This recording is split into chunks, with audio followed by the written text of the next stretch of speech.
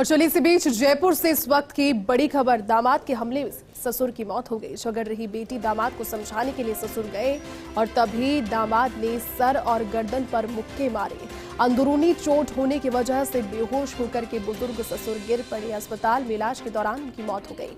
शास्त्रीनगर थाना पुलिस पूरे मामले की जांच कर रही है। तो रिश्तों को शर्मसार करती हुई ये वारदात। एक दामाद ने अपने ससुर की हत्या कर दी। वजह रही कि अपनी बेटी के साथ जब झगड़ता हुआ देखा बुजुर्ग व्यक्ति ने तो अपने दामाद से समझाइश करने की कोशिश की। जब समझाइश करने के लिए उनसे आगे बढ़े, अपने कदम आगे बढ़ाए, तो दामाद इतना गुस्से में बौखलाया हुआ था कि उसने उम्र का लिहाज नहीं किया, न रिश्तों का लिहाज किया। गर्दन पर मुक्के मारे और अंदरूनी चोट के चलते बुजुर्ग की मौत हो गई। पूरी जानकारी के साथ सहयोगी सत्यनारायण इस वक्त फोन लाइन पर जुट गए हैं। सत्यनारायण, ये कैसे रिश्तों को शर्मसार करने वाली वारदात सामने आई है? एक दामाद ने अपने ससुर की हत्या कर दी। शास्त्रीनगर थाना इलाके की घटना है, जहां पर रहने वाले बेटी और दामाद किसी बात को लेकर आपस में झगड़ रहे थे। इसी दौरान जब ससुर बीच में आए तो पहले तो समझाइश की, मान भी गए। उसके बाद में एकदम से दामाद था, उसने ससुर के ऊपर जमकर मुक्के बरसाए। 3-4 चोट उनके सिर में और गले पर चोट लगी। हालांकि वो हार्ट पेशेंट, उनके पहले भी बाईपास सर्जरी हो रखी थी। ऐसे में बीपी का झटका लगा और मुक्के की चोट की वजह से उन्हें मौके पर ही अचेत होकर गिर पड़े। बाद में उनको अस्पताल ले जाया गया, जहां पर इलाज के दौरान उन्होंने दम तोड़ दिया। फिलहाल इस मामले के अंदर मुकदमा पंजीबद्ध कर लिया गया है और आरोपी दामाद है वो अभी अपने घर से फरार है। पुलिस कोशिश कर रही है आरोपी को गिरफ्तार करने के साथ साथ आज जो मृतक है उनका पोस्टमार्टम करवा के शव उनके परिजन को सुपुर्द किया जाएगा। जैसी सत्यनारायण, कब की घटना है? क्यों झगड़ रहे थे? क्या पहले से कोई पारिवारिक विवाद था और उसकी वजह से जो ससुर थे बताया जा रहे हैं जिनकी मौत हुई है वहां पर मौजूद थे, या फिर लड़की के घर पर पहुंचकर ये जो हमला हुआ ये हुआ है?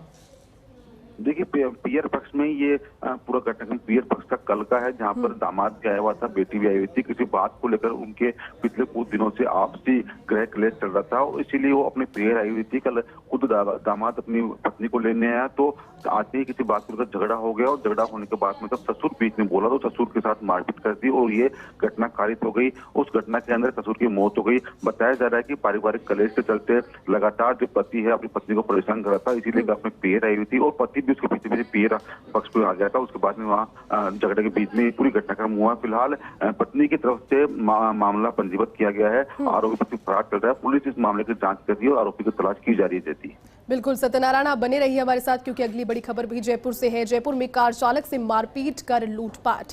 3 बदमाशों ने पर्स छीना, मोबाइल छीना और चेन तोड़ी। चालक ने विरोध जब किया तो सर पर पत्थर मारकर वहां से फरार हो गए। इस घटना के बाद बदमाश मौके से फरार हो गए।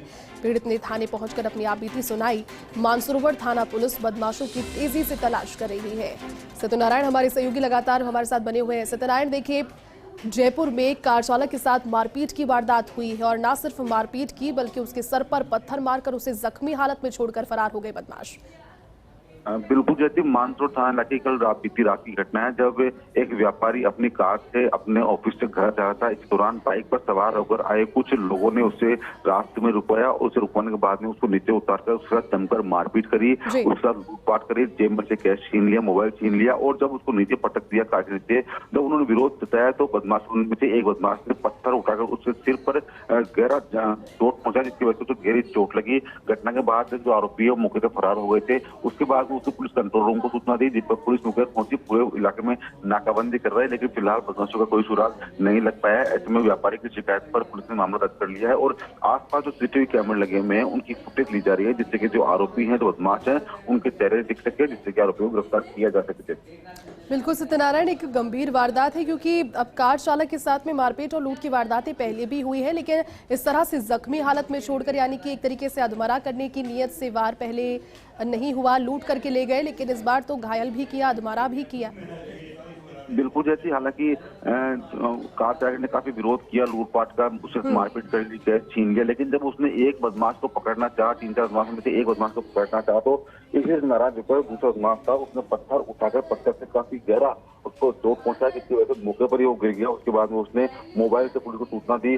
पुलिस ने पूरे इलाके में नाकाबंदी कराई, लेकिन बदमाशों का कोई सुराग नहीं लग पाया। ऐसे में बताया जा रहा है कि हो सकता है किसी व्यक्ति को रंजिश भी हो। ऐसे में पुलिस मामले की जांच कर रही है और जो सीसीटीवी कैमरे आसपास लगे हुए हैं उनकी फुटेज दी जा रही है, जिससे कि जो आरोपियों का चेहरा सामने आ सके, उनको गिरफ्तार किया जा सके। बिल्कुल सत्यनारायण, तो हर एंगल से पुलिस जांच करी, लेकिन क्या अनुमानित राशि बताई जा रही है जो लूटी गई है? मोबाइल फोन है, एक चेन भी है, क्या अनुमानित राशि?